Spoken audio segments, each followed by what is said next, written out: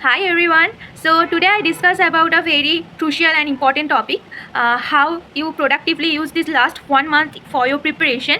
And this last 1 month is very much important for every aspect of our aspirants preparation. So that's why I have here to telling you what to do and what to not to do. So क्या है, आधे लोग job with job होते हैं, आधे लोग without job होते हैं. तो कौन कैसे मैनेज करेगा, मैं दोनों ही बताऊंगी. पहले विदाउट जॉब का बता दूँ तो मी ऑल्सो जॉब करती थी मैं, बट लास्ट 2 मंथ में मैंने अपना जॉब छोड़ दिया था, रिज़ाइन दे दी थी. तो मैंने लास्ट 2 मंथ पूरा अपना प्रिपरेशन में ही टाइम दिया. ठीक है, तो मैं आई प्रेफर दैट जो लोग हॉस्पिटल ड्यूटी नहीं कर रहे हैं और छोड़ के जो लोग गवर्नमेंट एम्प्लॉय और सेंट्रल गवर्नमेंट एम्प्लॉय नहीं हैं, तो कॉलेज में काम कर रहे हो, तो वो सब लोग थोड़ा सा रिस्क लेके काम छोड़ सकते हो. क्योंकि अगर लाइफ में थोड़ा सा रिस्क नहीं लोगे तो कुछ अच्छा अचीव होना थोड़ा लेट हो सकता है. पर दैट्स नॉट मीन दैट कोई काम करके नहीं अचीव कर रहा है, ऑब्वियसली कर रहा है. पर आप जब अपना खुद का सब कुछ 100% देके कुछ डाल दोगे ना, वो चीज़ आपको रिटर्न बैक करेगा ही करेगा. ठीक है, तो क्या करना है, कुछ पर्सन नाइट पर्सन होता है, कोई मॉर्निंग पर्सन होता है. मैं पर्सनली नाइट पर्सन थी. तो मैं क्या करती थी ना, मैं सुबह को लेट पे उठती थी, मतलब 8:30 पे मेरा मॉर्निंग स्टार्ट होता था. सो आफ्टर 8:30 तो मैं उठ के फ्रेशन अप होके बैठ जाती थी पढ़ने. तो मॉर्निंग के टाइम पे मेरा टाइम शेड्यूल्ड ही रहता था एग्ज़ाम देने के लिए. So I also prefer you that morning के टाइम आप लोग टेस्ट अटैम्प्ट करते हो फर्स्ट, क्योंकि क्या है ना, आप लोगों का जो प्री मेंस का एग्ज़ाम भी होगा वो तो मॉर्निंग शिफ्ट में ही होना है. तो वो 9 to 12 का टाइम आप लोग एग्ज़ाम देने में ऑटोमेटिकली, मेन एग्ज़ाम तो तभी दोगे ना. सो अगर आपका ये एग्ज़ाम टाइम ही वही रहेगा आपका प्रिपरेशन टाइम से, तो आपको उस टाइम पे वो एंग्जाइटी नहीं होगा कि मैं बाहर का कोई एग्ज़ाम देने बैठी हूँ, मैं मेंस ऑल इंडिया एग्जाम देने बैठी हूँ. नहीं, आपको लगेगा मैं घर पे बैठ के जो एग्ज़ाम देती थी, मैं अभी भी एक अलग से रूम पे वही एग्ज़ाम देने में बैठी हूँ. तो दैट्स वाई मैंने मॉर्निंग का टाइम चूज़ किया था. आप लोगों को भी वही चूज़ करना चाहिए. तो 9 to 12 मैं मॉर्निंग के एग्ज़ाम देती थी. तो 9 से 1.5 आवर मेरा एग्ज़ाम अटेम्प्ट करने में लग जाता था, एंड बाकी 1.5 आवर में मैं एग्ज़ाम को रिव्यू कर लेती थी. एग्ज़ाम को रिव्यू करना is very much important, because आप अगर एग्ज़ाम दे दिया, देखिए एक मार्क्स मिला, आपको दुख हो गया कि हाय इतना कम मार्क्स हो गया, ऐसे करके कैसे होगा. नो, आपको उस गलतियों से सीखना है. ये नहीं कि मुझे एग्ज़ाम में बहुत कम स्कोर आ रहा है, मेरा बहुत रॉन्ग मिस्टेक बहुत ज़्यादा हो रहा है. अब ऑब्वियसली नेगेटिव मार्किंग कम करना बहुत इंपॉर्टेंट है, बट आप अगर कम नहीं भी हो रहा है, उस गलती से सीखो कि क्यों कम नहीं हो रहा है, मैं कम करने के लिए क्या क्या सही कर सकती हूँ, ये सब अच्छे से सीखो. तो एक छोटा सा नोटबुक रखना एवरीडे अपने पास. तो उस नोटबुक में अपना जो स्कोर होता है, राइट कितना हुआ और रॉन्ग कितना हुआ और परसेंटेज कितना आया, वो स्कोर लिख के डाल. तो ये लास्ट 30 डेज़ का आप लोगों के पास एक स्कोर सीट खुद का ही बन जाएगा कि आपका इंप्रूवमेंट हुआ है और नॉट मतलब डिमोशन हुआ है. तो वो लिखोगे. नेक्स्ट जो मिस्टेक्स हुआ है, और वो मिस्टेक्स के अंदर जो आपको बहुत ज़्यादा इंपॉर्टेंट लग रहा है कि ये आ सकता है एग्ज़ाम में, तो सब कुछ उस नोटबुक में नोट डाउन करके रखो कि टेस्ट 1 दे के उस दिन क्या क्या मिस्टेक्स आया, वो सब आपको नोट डाउन करना है. ठीक है, तो वो कॉपी आप कब पढ़ोगे, नेक्स्ट टाइम रात को जब आप सोने के लिए जाओगे, वो कॉपी एक बार पलट के देख के जाना. तो वो जो मेमोरी होता है वो एकदम लॉन्ग टाइम मेमोरी में आपका सेव हो जाता है, आप डिलीट नहीं होगा.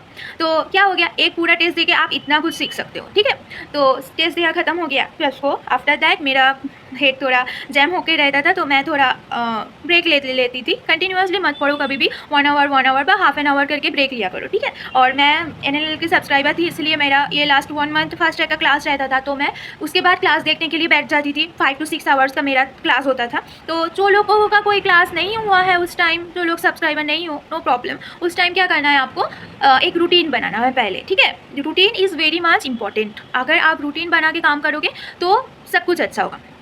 उस रूटीन में क्या करना, जो मेजर सब्जेक्ट है नॉर्थ सेट के, उसको लिखना पहले.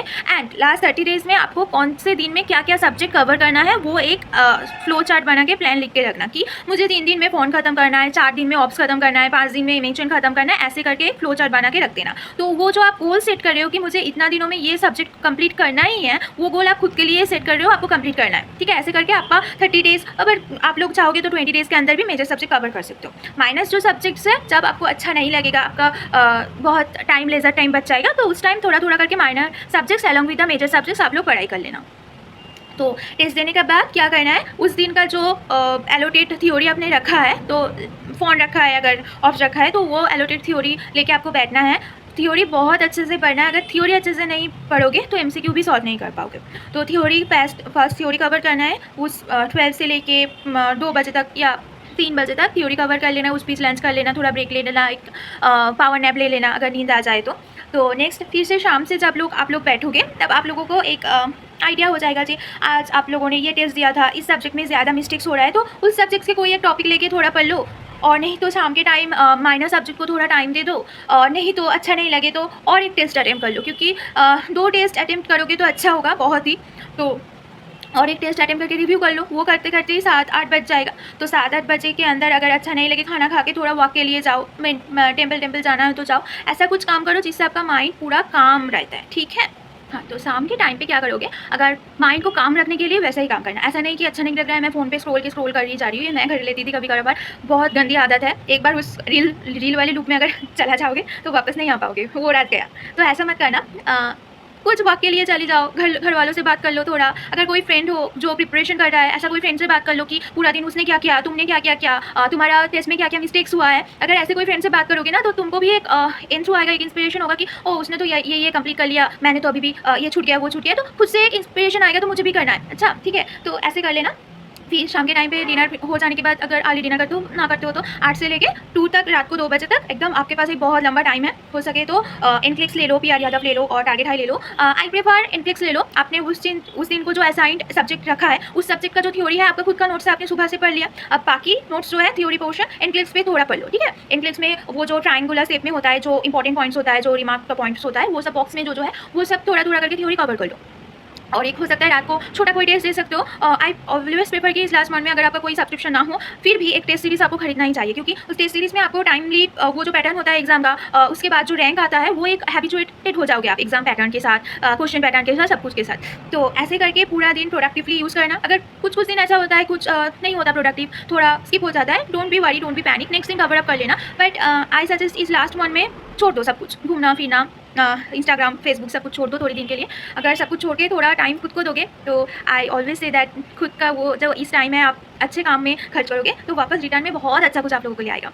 सो नेक्स्ट जो लोग जॉब कर रहे हो उन लोगों के लिए पर्टिकुलरली, जिन लोगों का शिफ्टिंग ड्यूटी होता है मॉर्निंग इवनिंग नाइट, उन लोगों में दिन में 4 to 5 आवर्स आप लोगों को निकालना ही पड़ेगा, ठीक है। और अगर with in your duty hours आप लोग थोड़ा बहुत टाइम निकाल सकोगे तो टेस्ट दे देना एक फ़ोन पे, क्योंकि फ़ोन तो हम कैरी कर ही सकते हैं तो फ़ोन में प्रॉब्लम नहीं होगा। और अगर दूर है घर से कोई ड्यूटी प्लेस तो रास्ते में थोड़ा पढ़ते जाओ, उधर फ़ोन में टेस्ट अटेम्प्ट कर लेना, फिर वापस घर पर आके वो टेस्ट रिव्यू कर लेना, क्योंकि ड्यूटी आवर्स में तो इतना कंटिन्यूसली टाइम नहीं मिलेगा कि टेस्ट भी दूंगी रिव्यू भी करूँगी, नहीं होगा।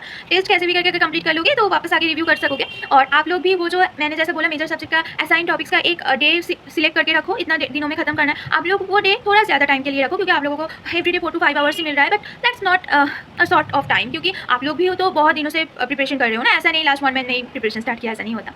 तो आप लोग भी 4 to 5 आवर्स थ्योरी में ज़्यादा टाइम देना, फिर टेस्ट में थोड़ा थोड़ा टाइम देना। एंड ऑब्वियसली जो मिस्टेक्स हुआ है वो जो रजिस्टर में आपने नोट डाउन किया है वो रात को सोने से पहले एक बार जरूर देख के सोना। और जो पॉइंट आप लोगों को रिमाइंड नहीं हो पा रहा है, भूल जा रहे हो, वो सब पॉइंट अपने स्टडी टेबल के सामने स्टिकी नोट्स पे छोटा छोटा पॉइंट करके लिख के रखो, ठीक है। वो सब पॉइंट लिख के रखो, ब्लड वैल्यूज़, फिर बच्चे का ग्रोथ एंड डेवलपमेंट का जो वैल्यूज़ होता है, ABC वैल्यूज़ हो सकता है, एवरीथिंग अबाउट वैल्यूज़, फिर लाइव वैक्सीन, किल्ड वैक्सीन, ये सब, या डोज, कोई ड्रग का पर्टिकुलर डोज जो होता है, ये सब छोटा छोटा जो पॉइंट है हम लोग बार बार थोड़ा थोड़ा भूल जाता है ना, हम पढ़ा सब लोगों ने है पर उस टाइम को याद नहीं आता कुछ चीज़ें। तो अगर आप स्टिकी नोट पे डाल के आंखों के सामने 24 आवर वो देखोगे तो अच्छे से वो रिकैप्चुलेट हो जाएगा कि एग्जाम के टाइम में अगर आप बंद भी करोगे तो आपको आपका स्टडी टेबल के सामने का वॉल दिखेगा और वो नोट्स दिखेगा।